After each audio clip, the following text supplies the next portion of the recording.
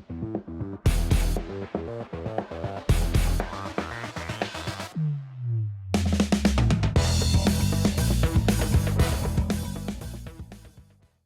everyone, welcome back to the channel. Thanks for tuning in for another episode. Today's is going to be a little bit different. You know, normally we're doing tip videos and it's all about educational stuff to help people catch more fish. But I got a good idea as to what video to do based on spending some time down in the basement bait shop here with my boy Hank. He wanted to know why I put my retired baits on the wall. He said, you know, he wanted to know what that meant to retire a bait. So I was telling him that those are baits I didn't want to lose because they're sentimental and they're just need to be retired and they get put on my wall of fame. So I figured I would grab 3 baits off and kind of just give you the background stories as to why I retired them, because I think these 3 are pretty cool stories. They're ones that at least are very sentimental to me, and I just thought it would create good discussion. I'd love to hear from you guys if you have similar stories, or if you retire baits, or do you not even care? Is it just a bait and it's something that doesn't have any sentimental value to you and you just keep using it until you lose it? And if it's no longer any good, you toss it out. I'd love to hear that. If you've got some good stories about baits that you retired, throw it up in the comment section so that the rest of us can read that and be entertained by your stories as well. Before I get into these stories, I do want to remind you that if you want to support the channel, you can do your tackle shopping through the Tackle Warehouse link that's in the description of the video. That's a great way to replace some of your old baits that needed to get retired. And if you want to support the channel, you use the Tackle Warehouse link that I provide. It's a great way to do that.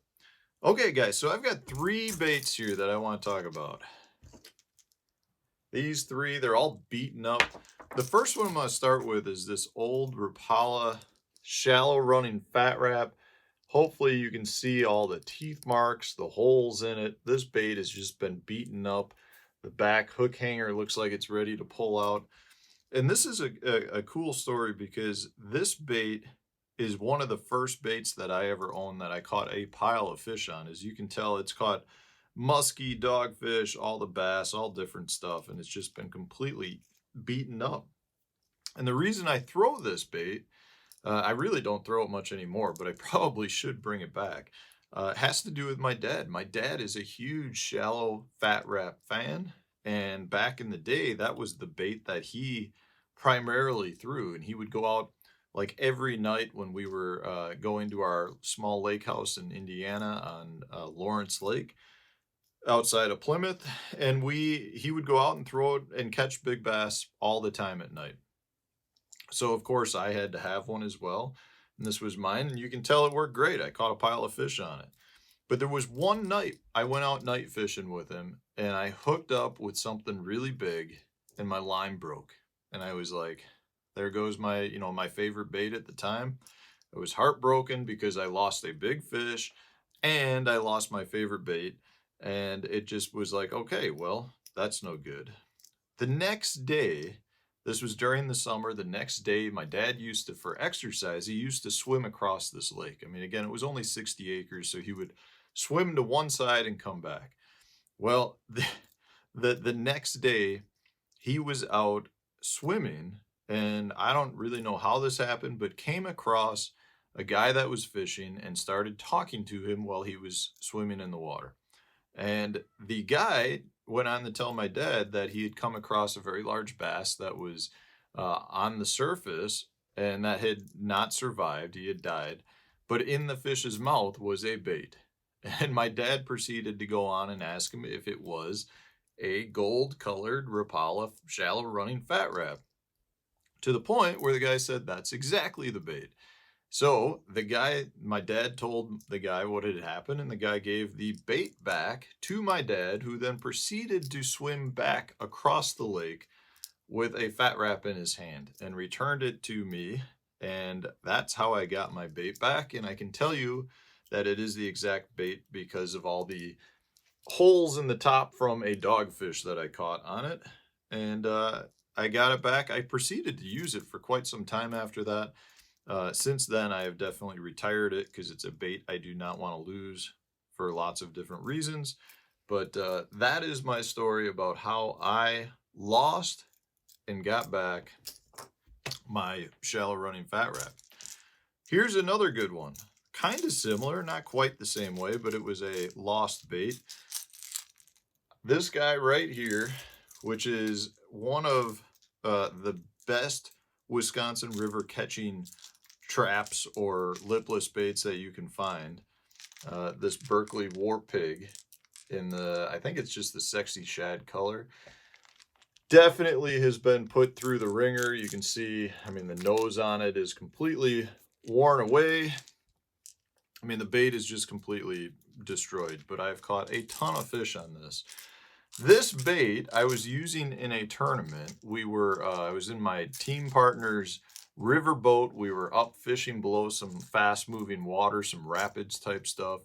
And he hooked up with a very nice smallmouth and I went to net it. Well, when I went to net it though, I left my bait dangling in the water about that far. And when I did that, I went to net it. Next thing I know, my rod and reel take off out of the boat and disappear into the river. So what had happened is the fish that my buddy was catching had a follower behind it that then saw my bait dangling on the surface of the water.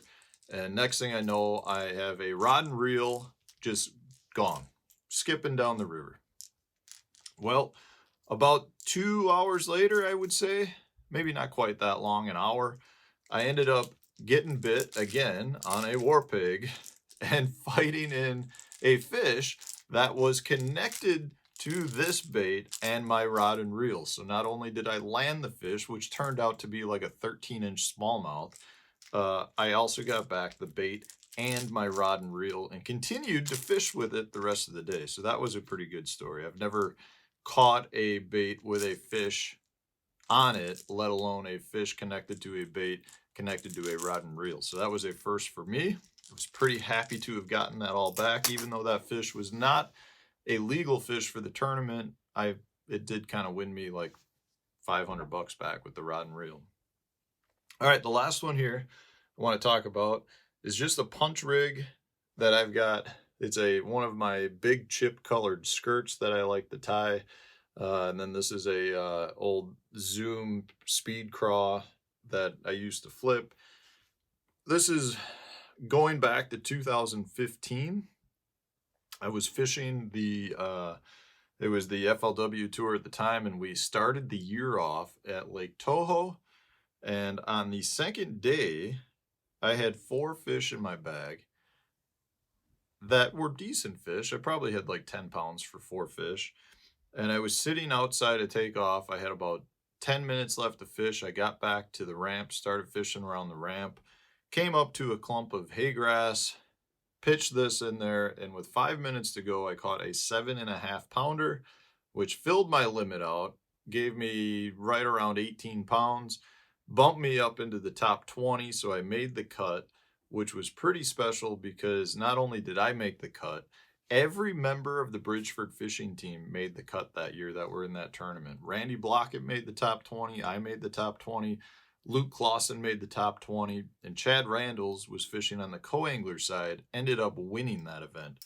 So it was pretty cool to have members from Bridgeford there rooting us on, and we all did extremely well. And anytime you catch a 7.5 pounder with 5 minutes to go, when you only have 4 fish in your live well, it's pretty amazing. I was pretty excited that day when that happened. It was one of those ones where I got the fish in the boat, put it in the live well, didn't even really know how big it was because it happened so fast and all you're doing is thinking about getting back to the ramp that I remember pulling it out at the ramp to put it in my bag. And I was like, this is a lot bigger than I thought it was. So it turned out to be a very good fish. And so that's why this guy has since been retired. Never changed it. Cut it off my rod, put it right on the wall that year. So it's been up there for some time now. But those are 3 retired baits, guys. I love retiring baits. I've got a lot of baits on the wall that are baits that were given to me by people that mean quite a bit to me, or they're baits that have a lot of meaning to me. I think it's important for everyone to do that, to have a small wall of baits or some, a little pile of baits that are just the ones that mean a bunch to you. I think it brings value to the sport. And it's just something I love thinking back on. The memories are a lot of what we have in life. So I like to have my wall of fame and my retired baits. So guys, I hope you enjoyed it. This was a little different. If you did, throw it up in the comment section that you enjoyed it. Hit that like button. Stay tuned. We'll be doing more videos coming out tomorrow.